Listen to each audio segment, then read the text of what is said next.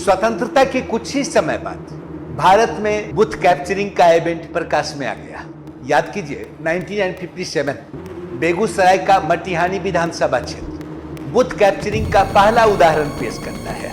कांग्रेस के प्रत्याशी थे सरजू सिंह और सीपीआई के प्रत्याशी थे चंद्रशेखर सिंह। बूथ कैप्चरिंग को अंजाम दिया कांग्रेस प्रत्याशी सरजू सिंह। ये फर्स्ट इवेंट था। उस वक्त कोई और पार्टी प्रभावशाली भारत में थी भी? 1980 के दशक को अगर देखें तो बूथ कैप्चरिंग के मामले ढेर सारे प्रकाश में आने लगे और इसे अंजाम दिया किसने? तत्कालीन भारत की सबसे बड़ी पार्टी कांग्रेस ने। याद कीजिए 1987 में लोकसभा का चुनाव हुआ।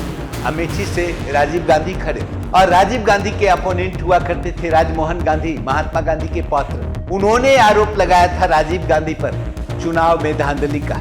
और आप आश्चर्य करेंगे कि उस अमेठी के चुनाव 57 बूथ पर पुनर्मतदान हुआ था और राजीव गांधी के 80% 18% वोट को अवैध करार दिया गया था। 1987 में आपका जम्मू कश्मीर विधानसभा का चुनाव, वहां कांग्रेस पार्टी और फारूक अब्दुल्ला की पार्टी नेशनल कॉन्फ्रेंस दोनों मिलकर चुनाव लड़े और चुनाव में धांधली के ढेर सारे प्रमाण देखने को मिले। यानी वोट चोरी कोई नई बात नहीं है।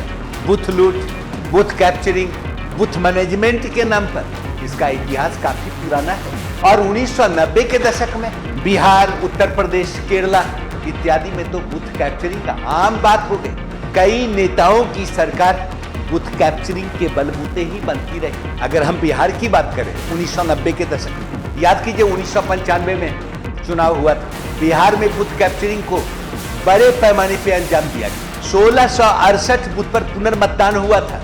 2000 ईस्वी 1420 बूथ पर पुनर्मतदान हुआ था और जब काउंटिंग होता था तो काउंटिंग के समय लालू जी का यह स्टेटमेंट हुआ करता था, बक्सा खुलने दो जिन्न निकलेगा, और वाकई जिन्न निकलता था। बड़े मेजोरिटी के साथ लालू जी की जीत होती थी। उत्तर प्रदेश में सपा गवर्नमेंट का भी लगभग यही हाल था। ये तो शुक्र मनाइए कि मुख्य चुनाव आयुक्त बन गए टी.एन. शेषन, जिन्होंने पहली बार बताया चुनाव आयोग होता क्या है। चुनाव में अर्धसैनिक बल का इस्तेमाल हुआ, कमांडो फोर्स का इस्तेमाल हुआ। केजे राव काफी पॉपुलर हुए और तब उन्होंने कदाचार मुक्त चुनाव करवाने की कोशिश की और बाद में तो ईवीएम ही आ गया। बूथ कैप्चरिंग का मामला ही ठंडा पड़ गया और तब आप देखे होंगे विपक्ष का राग, जहां जीते वहां हम और जहां हारे वहां ईवीएम।